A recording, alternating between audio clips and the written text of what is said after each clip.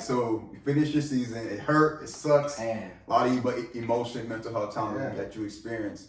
So then, what was your transition like? Did you end up getting a scholarship that you wanted? So this is like the advice I give, to kids that I mentor, young athletes and all of that. And it also touches back on what I told you just about me even being proactive as a sophomore. Mm-hmm. My parents, man, and I'm so grateful for them. Between my parents and that JV coach I told you about, we're still reaching out to coaches for me. In my mind, I was like, I want to play college basketball so bad. Right. But I was already starting to apply to colleges just as a regular student. Really? So you already, so the JV coach was still influential, was still kind of there for you. Yeah. Mom and pops knew like, hey, listen, we're going to be out there for our boy too. Yeah. Right. So it's like, I just realized that, man, this is what it is. I'll just go to school. I was like, I'll try to walk on. Right. I reached out to a couple D1s. I was like, yo, if I could walk on there. I was like, of course, your grades are right. Boom. My SAT scores were good. Yeah. Everything was solid. So I was like, yo, maybe this is what it is. I love basketball. Boom. So then it got to a point. This is all post senior season. Right. I'm seeing my friends, the football players, signing day, putting hats on. And it's crazy. Yeah. This should be me. Experience. JD's calling me. He was like, do you want to come to my visit with me? He was going to visit before he eventually went to. I was like, nah, bro, I don't think I could go through that. Honestly, you're living what we said we be doing together. Yeah.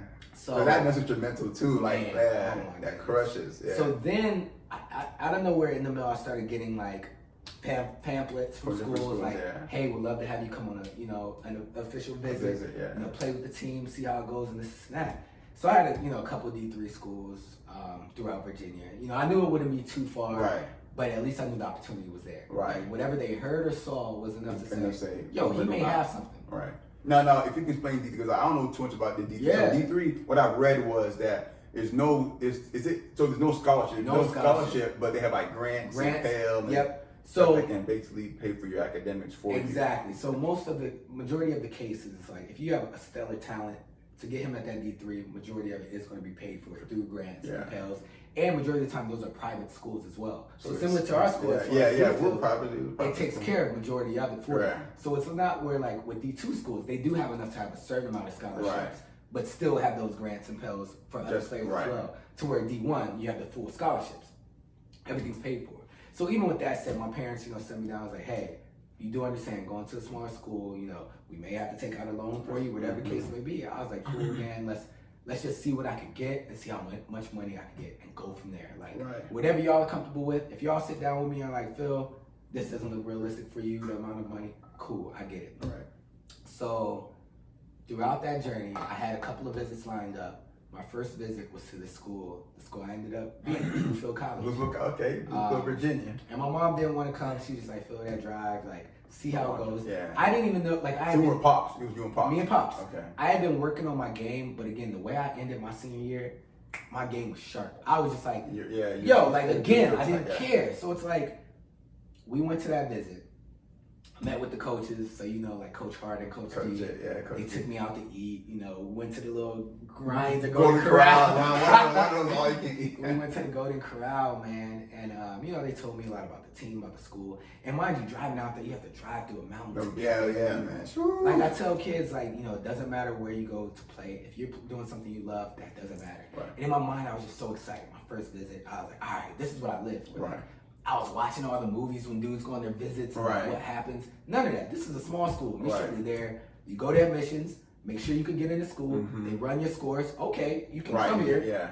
Boom. You meet the team, meet the coaches. You hoop, eat, you going back home. Right. So me and my pops got a little hotel on top of the mountain, Holiday Inn, whatever that place was. And I go, man, and I start hooping. And first play of the game, that I lied to you not, so was it Johnny or was Johnny? Chap. James Chapman's guarding me. Shout out to James. From deep. I mean, you play with me. Right. Especially days when I'm feeling myself. Right. First play of the game. Instantly, I was like, oh. I got it. So I was like, oh, it's a wrap. So boom, that was the first play. Second play, came off a screen, a curl, another one from the corner. Third play, floater, Johnny's on me. Boom, hit. Boom. I remember someone said something like, yo, he got the floater like Chauncey Billups. Most random thing ever. But I remember a little bit. Yeah. So afterwards, and so let's say, afterwards, I looked at my pops. My pops just over there, dang, my son doing this thing out there. So then my dad was like, where was this at? And that was his exact words, before I even went back, to the wire locker room. Yeah. So with the class, my pops was like, Phil, if you did this all season, we wouldn't even be in no damn Bluefield right now. Right. And in my mind, it's like, is this not the story of my life? Right. Right. And what do people say? Like, opportunity is when preparation meets luck. And what do you do with it? What do you do with it, yeah. And I can say, like, just because of where I was mentally, I was not always prepared. Mm-hmm. And I don't think there's any way to test that or a manual to say in moments of life where you're not feeling yourself, how do you cope? Or, how do you deal with this? That's why scale is such a big thing, because you could learn through other people's journeys. Absolutely. Like, learning to be present. And I remember in that moment, I was like, Pops, you're right. And I went back to the classroom. And Coach G was right there. We were watching film of like other games. Like, previous seasons, I was seeing like Hodges, the previous point guard, Johnny had played behind Sid and other people. And Kurt was watching with me, Corian, Johnny was in there. I remember them boys. Shout out to the boys, man. Shout out to all the Bluefield teammates, man. And Coach G looked at Kurt and was like, Kurt, how do you feel about Phil? And Kurt looked back at me and looked at Coach and was like, I want him. And the rest was history. And then Kurt, looked at Johnny. Kurt was that guy. Yeah, Kurt was was like, that guy. He's like, nah, he could hoop, man. Yeah. He could hoop. And that alone, I didn't go on any other visits. That was it. You're like... Phil wanted, for me, at that point in my basketball journey, was like all I wanted. Most important.